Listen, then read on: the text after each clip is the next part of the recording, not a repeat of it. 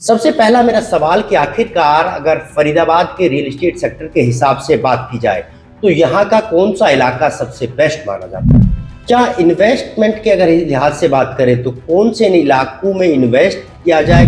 अगर हम मुनाफे की बात करें तो कौन से सेक्टर में या फिर कौन से इलाके में इन्वेस्ट कर मोटा मुनाफा कमाया जा सकता है और कैसे कमाया जा सकता है और कितना जल्दी ये मुनाफा डबल हो सकता है? एंड यूजर के हिसाब से बात करें तो एंड यूजर को कॉलोनी में इन्वेस्ट करना चाहिए, सेक्टर में इन्वेस्ट करना चाहिए, हाई राइज में या फिर बिल्डर फ्लोर में? आपके हिसाब से कौन सा ऑप्शन बेस्ट हो सकता है फरीदाबाद के और कौन कौन से इलाकों में ये बेस्ट? अगर मंदी के दौर की बात करें, क्योंकि ये कहा जा रहा है कि न केवल दिल्ली एनसीआर का रियल एस्टेट सेक्टर बल्कि दुबई और चाइना का भी गिरता हुआ जा रहा है और मंदी का दौर है, तो फरीदाबाद के रियल एस्टेट सेक्टर में क्या लगता है आपको? क्योंकि आप पिछले कई दशकों से जो है रियल एस्टेट का काम कर रहे हैं, तो इसमें कितना मंदी का दौर आप देखने को मिल रहा है या फिर ये अफवाह है, एक उम्र है? मैं फरीदाबाद को अगर प्रॉपर्टी के मामले में अगर बात करते हैं तो फरीदाबाद को 3 हिस्सों में बांटा है। इस एरिया में सबसे अच्छी कनेक्टिविटी है, मथुरा रोड से भी है, इधर बॉम्बे हाईवे से भी है, जेवर एयरपोर्ट से भी है। सारी कनेक्टिविटी बहुत अच्छी है। यहाँ रहने के लिए सबसे अच्छा एरिया है। इंफ्रा की अगर बात करते हैं तो इंफ्रा बहुत अच्छा है भाई। इधर मथुरा रोड है, मेट्रो की कनेक्टिविटी है, दिल्ली से कनेक्टिविटी है, बॉम्बे हाईवे की कनेक्टिविटी है। तो इंफ्रा के हिसाब से जहाँ भी हमने जैसे भाई क्या चीज़ें चाहिए फरीदाबाद को कनेक्टिविटी के लिए, भाई जेवर एयरपोर्ट है। इधर दिल्ली की बात करते हैं तो दिल्ली एयरपोर्ट जाने के लिए भी हमने कोई ज़्यादा समय नहीं लगा।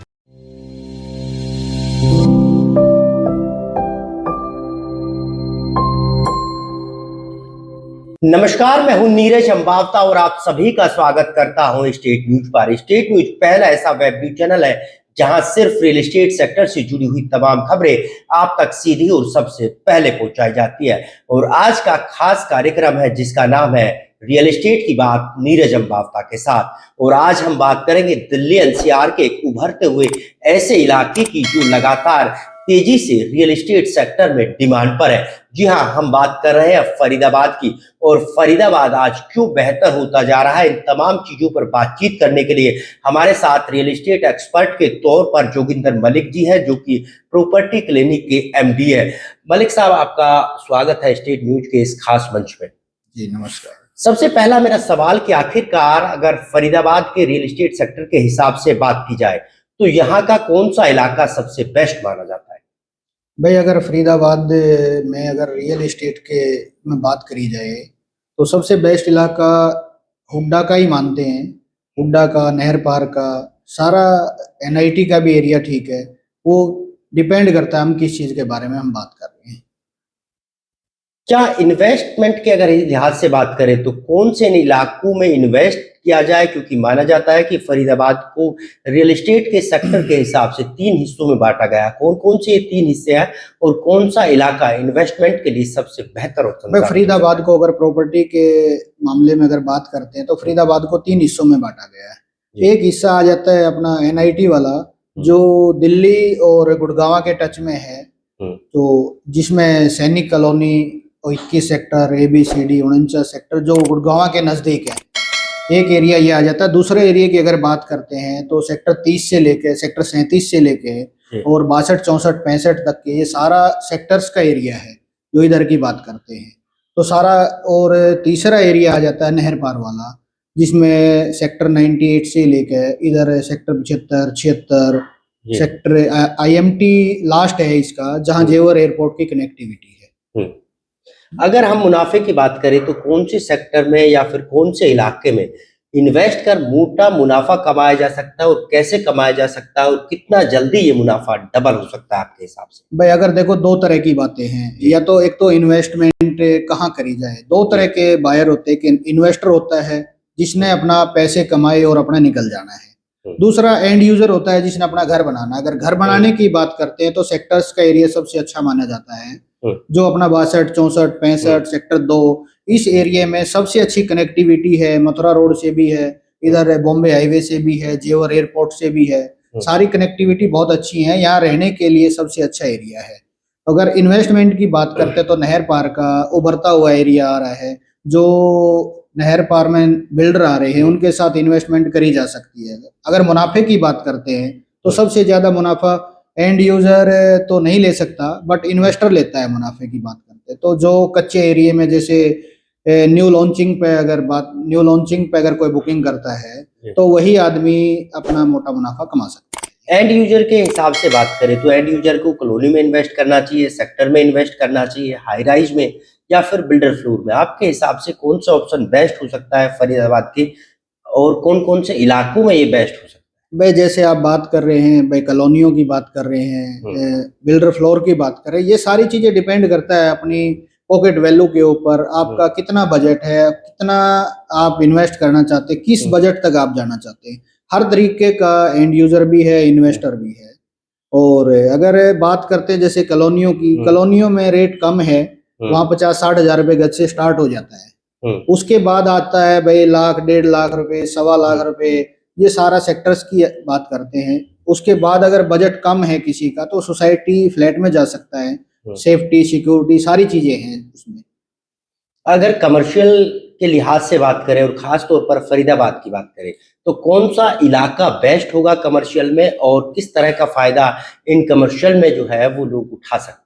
भाई कॉमर्शियल की बात करते हैं तो फरीदाबाद में सबसे अच्छा एरिया आज का उभरता हुआ एरिया वॉल स्ट्रीट में बीपीटीपी का है, ओमेक्स का है। ये सारा उभरता हुआ एरिया जहाँ कॉमर्शियल की बात करते हैं, कॉमर्शियल बहुत अच्छा है वहाँ पे। वहाँ इन्वेस्ट करके तो कॉमर्शियल फ्यूचर प्लानिंग 5-7 साल बाद कॉमर्शियल, टोटल ही कॉमर्शियल 79 सेक्टर है।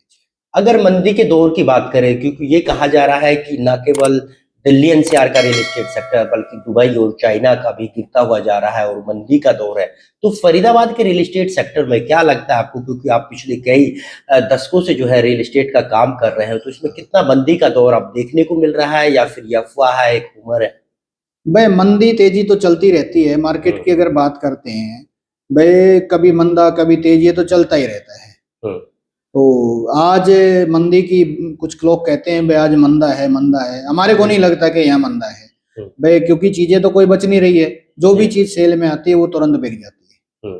अगर हम बात करें फरीदाबाद की, तो फरीदाबाद कैसे आज नोएडा और गुरुग्राम के साथ साथ पूरे दिल्ली एनसीआर सेक्टर को टक्कर दे रहा है, और कितने आप तेजी के साथ उभरता हुआ दिखाई दे रहा है?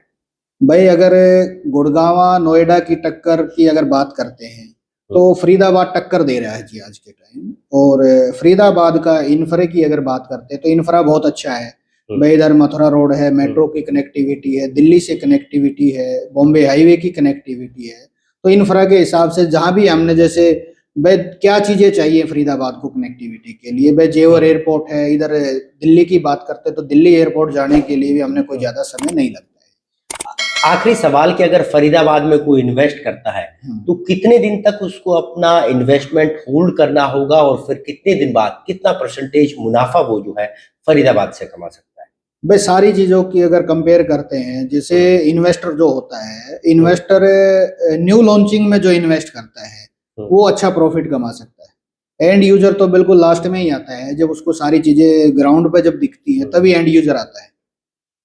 दूसरा, क्या लग रहा है आपको आने वाले वक्त में कौन कौन से नए डेवलपर्स के प्रोजेक्ट जो है वो फरीदाबाद आ रहे हैं, और खास तौर पर अफोर्डेबल की बात करें, क्योंकि मार्केट में बहुत ज्यादा डिमांड है अफोर्डेबल की। हालांकि सरकार की तरफ से रेट में भी बढ़ोतरी जो है वो की गई थी, लेकिन क्या लगता है आपको अफोर्डेबल आएंगे, क्योंकि जमीनों के रेट आसमान छू रहे हैं? तो ऐसे में कितनी उम्मीद है, और कितने प्रोजेक्ट खासतौर पर अफोर्डेबल के आ सकते हैं? भाई अफोर्डेबल के प्रोजेक्ट आ रहे हैं, काफी पुराने प्रोजेक्ट भी हैं, अच्छे चल रहे हैं वो, ऐसा नहीं है हम किसी की वो नहीं करेंगे।